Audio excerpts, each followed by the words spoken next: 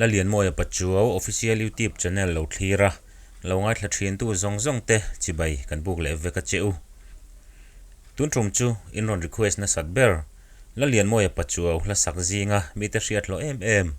keima wangin ti hla hi toite in bi chian kan tumanga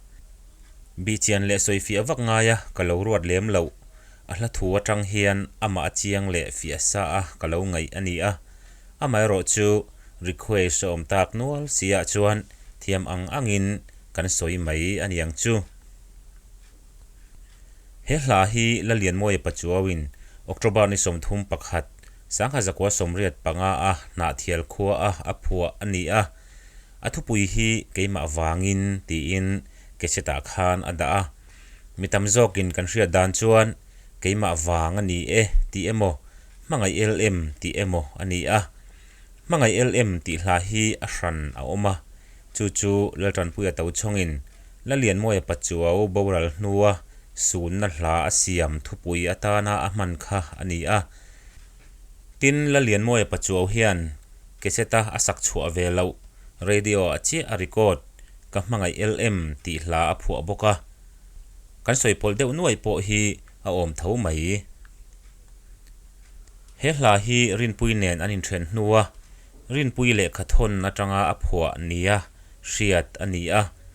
an le kha in thon le thon lo hriat pui vek thu a om lova amai ro chu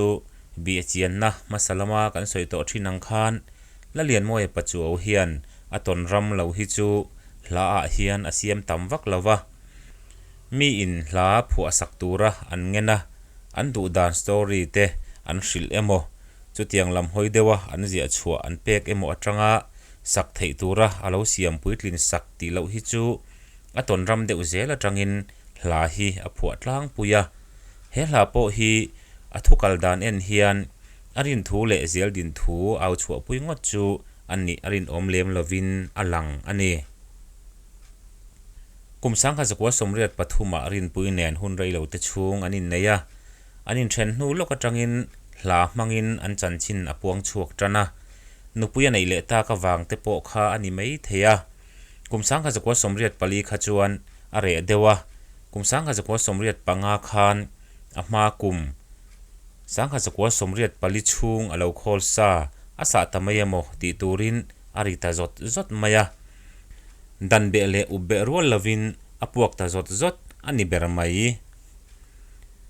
he hla hi a keset nung ber duat lai ate a khan run thlak zetin asa a radio a ero a record ve man talo ani tuna kan hla soi mek keima wangin ti hla thu hi enila chang khatna atanga chang thumna chin zong hi mei che in chir na thu ani lung chirin wana tong tak mewani ti alang chiang hle a ahla thuwa hian thu har hria thiam lo le soifi sak ngai kan om ka ring lova chu wangin helam hi chu kan kalka nanga ahla thu achung ril tak po kan zubi chiang don lo ani atir lama kan soito ang khan heng zong hla thu arem thei tur hi chuan rin thu le zel din ngot chu ani arin ombik lo ani la lian moi pachuaw le rin pui chungchang hi sang ni som malam zong kha chuan chu tilu tukin ka bel chiang ngai bik lova hla a asak kan hriat le ngai thlak hi ani ve de umaya tun hnuwa ka bel chiana ka chui chian hnu hian an pahnih tan hian lo na lo chi zia zang alo ni lo ti hi ka muthiam ve tel tela atua ve po hian an lo tur na sadun em mai ani ti ka hria thiam ve hnu hi chuan ka tor atana ka du lo hul hual thil ani keizong ka tur thiam lo don changin o ka ngai em che ti vong na tham hi ani reng ani chang khatna tanga chang thumna thu zong hi mei chelam thu soi le torna tarlan na ani a achang li na hi mipa in achan let ve na thu ani thunga athu kan en chuan la lian moi pachuaw hian turna sa ve tok nia ain hriat thu kan hmu a ilung lai nem turan karem nemo keizong ilet soma sang hian ka tur to a mana zol khopuya ching khwal ka chan chung khan dot leng mai i hailo omin then chan kha ti in ale tam taka alo tur to thu asoya dot leng mai I hei lo omin then chan kha ti lai thu hian ngai tu na min siama chu la lian moi hian a thei to pin dot thu leng mai ani zia shilfia nei let le tum khan tran alave na sa hle ani ti ata lang chiangin ka ria a chu mai ba ka bi chian na masalama anin then nu khan an la in be pop ve zel tho nia alan thu kan ta lan thuak to ang khan an la in be pop ve zel tho ti aron nem ngetin ka ria he hla ka ngai thlak laia karil ru lo lu thin chu